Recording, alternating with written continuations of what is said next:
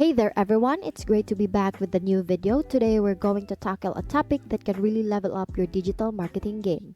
It's all about how to make your images shine for better SEO. Now let's break it down into simple steps. In the world of digital marketing, images aren't just eye candy.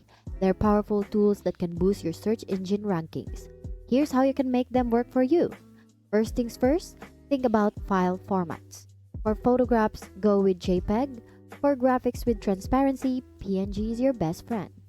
This not only ensures your visuals look top-notch, but also keeps your website loading smoothly. Now, size is crucial. Resize your images to fit your web page exactly.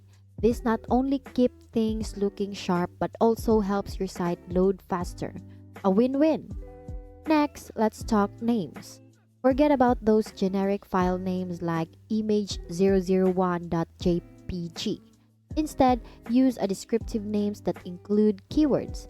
For instance, if it's an image of a fancy red dress, name it reddress.jpg. This helps search engines understand what your image is all about. Don't overlook alt text. Think of it as a brief description for your image. Use it to add context and sprinkle in relevant keywords.